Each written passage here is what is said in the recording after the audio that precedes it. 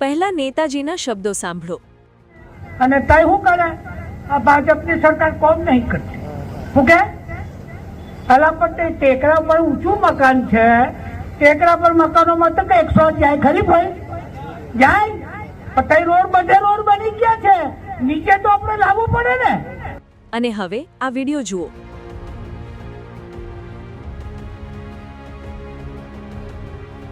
હજુ તો થોડા કલાકો પહેલા જ નસવાડી તાલુકામાં જ સંખેડાના ધારાસભ્યએ આ નિવેદન આપ્યું હતું કે આદિવાસી વિસ્તારોમાં એમ્બ્યુલન્સ નથી પહોંચતી, એમાં અમારો વાંક નથી. ત્યાં તો નસવાડીના વિકાસની વરવી વાસ્તવિકતા દેખાડતો વધુ એક વિડીયો સામે આવ્યો.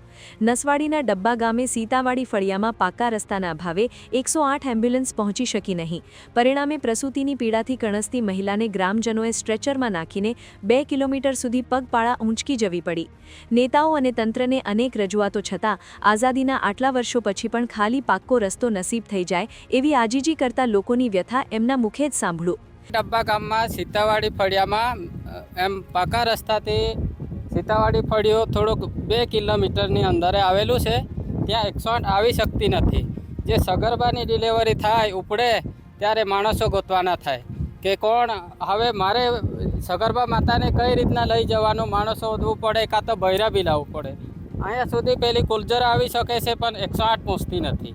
હવે 108 આવતી નથી તો માણસોને શોધીને પછી સ્ટ્રેચરમાં કાં તો જોલી બનાવીને અમારે 108 સુધી પહોંચાડવું પડે. પછી બહુ તકલીફ પડે છે. ચોમાસામાં તો અત્યારે તો થોડુંક ઠીક છે લઈ જવામાં, પણ ચોમાસામાં એટલી તકલીફ પડે કે કોને ઉતાવળાનો કોઈ માણસ ખેતર હોય, બહુ જ અઘરું પડે છે. એટલે સરકારશ્રીને અમારી આ જ વિનંતી છે કે આટલો રસ્તો અમારે સીતાવાડી ફળિયામાં 2 કિલોમીટર અંદર સુધીનો આરસીસી કાં તો ગમે તે રીતે થોડોક બનાવી આપે એવી અમારે સરકારશ્રીને નમ્ર વિનંતી છે. મહત્વનું છે કે જીવના જોખમે પથરાળ રસ્તા પરથી પસાર થઈને સગર્ભાને એમ્બ્યુલન્સ સુધી પહોંચાડાઈ હતી. ત્યારે પંથકમાં અઠવાડિયામાં જ સગર્ભાને સ્ટ્રેચર કે જોડીમાં નાખીને લઈ જવાની આ ચોથી ઘટના સામે આવતા નસવાડીની આદિવાસી પ્રજામાં સાંસદ અને ધારાસભ્ય સામે રોષ જોવા મળી રહ્યો છે. સવાલ એ છે કે શું કુકરદાથી લઈને ડબ્બા જેવા ગામોને પાકો રસ્તો મળશે ખરો?